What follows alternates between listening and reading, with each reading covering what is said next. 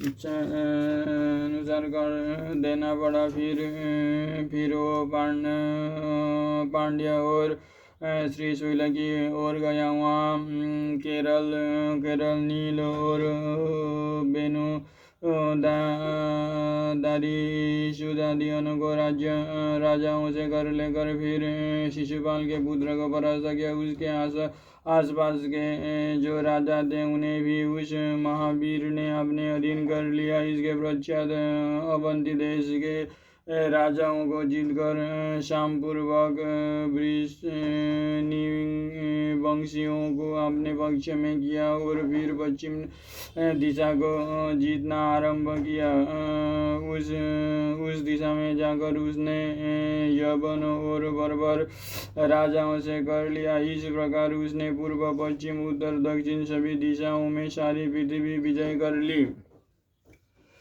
इस तरह सारे पृथ्वी को अपने वश में करके जब वो धनुर्धर वीर कर्ण हस्तिनापुर में आया तो राजा दुर्योधन ने अपने भाई बड़े बूढ़े और बंधु बांधवों के सहित अगवानी करके उसका विधिवत सत्कार किया तथा बड़ी प्रसन्नता से उसकी दिग्विजय की घोषणा कराई। फिर कर्ण से कहा, कर्ण तुम्हारा मंगल हो।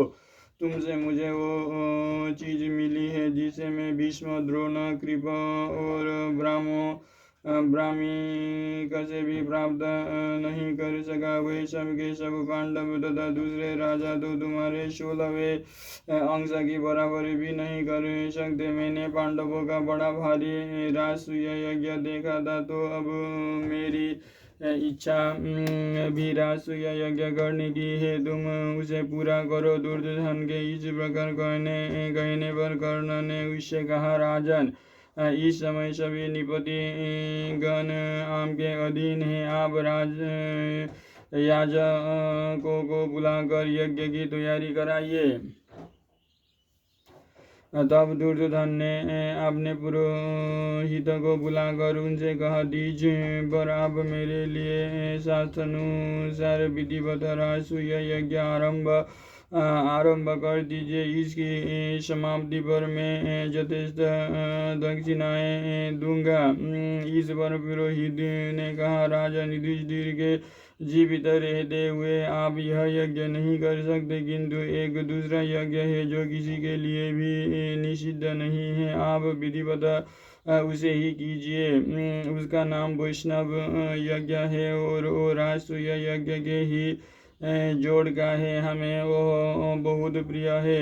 उससे आपका हित होगा और वो बिना किसी विघ्न बाधा के संपन्न हो जाएगा।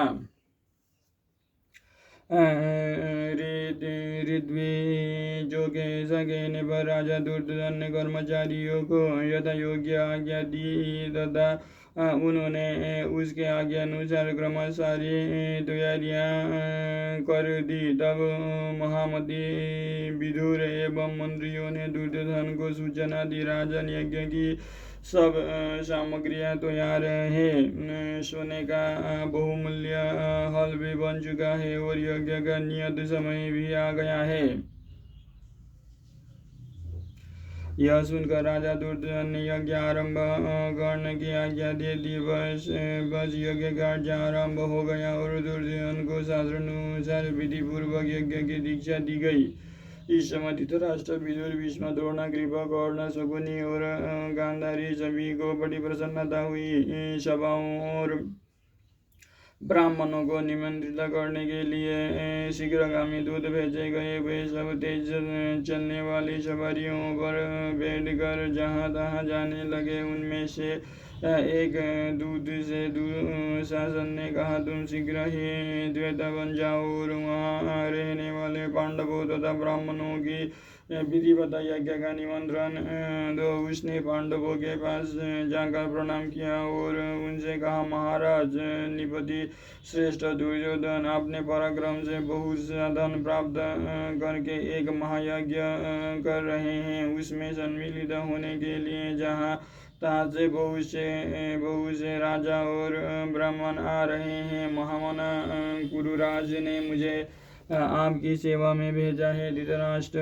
कुमार महाराज दुर्योधन आपको युद्ध के लिए निमंत्रित करते हैं। आप उनका यह अभिष्ट यज्ञ देखने की कृपा करें। दूत की यह बात सुनकर राजा युधिष्ठिर ने कहा, अपने पूर्वज जो कि कृति बढ़ाने वाला राजा दुर्योधन महायज्ञ के द्वारा भगवान का यजन कर रहा है, यह बड़ी प्रसन्नता की बात है। हम भी इसमें सम्मिलित होंगे, किंतु इस समय ऐसा किसी प्रकार नहीं हो सकता, क्योंकि 13 वर्ष तक हमें वनवास में नियम का पालन करना है। धर्मराज की यह बात सुनकर भीमसेन ने कहा, तुम दुर्योधन से कह देना कि 13 वर्ष बीतने पर जब युद्ध यज्ञ में अस्त्र शस्त्र से प्रज्वलित अग्नि में तुझे होमा जाएगा, तभी धर्मराज युधिष्ठिर वहीं आएंगे। भीम के सिवा अन्य पांडवों ने कुछ भी नहीं कहा। फिर दूत से दुर्योधन ने पास जाकर सब बातें जो सुना दी। तब अनेकों देशों से प्रधान पुरुष और ब्राह्मण हस्तिनापुर में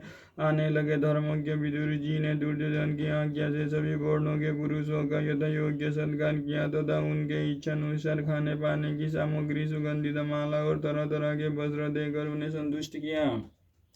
राजा दुर्योधन ने सभी के लिए शास्त्रानुसार यथा योग्य निवास गृह बनवाए तथा सभी राजा और ब्राह्मणों को बहुत सा धन देकर विदा किया। फिर वो भाइयों तथा कर्ण और शकुन के सहित हस्तिनापुर में लौट आया। जन्मेजय ने पूछा, मुने दुर्योधन को बंधन से छुड़ाने के प्रजन महाबली पांडवों ने उस वन में क्या किया, वो मुझे बताने की कृपा करे। वैशंपायन जी बोले, राजन कुछ दिन उसी वन में रहकर फिर धर्मज्ञ पांडव ब्राह्मण तथा दूसरे साथियों के सहित वहां से चल दिए। इंद्रसेन और सेवक भी उनके साथ हो लिए।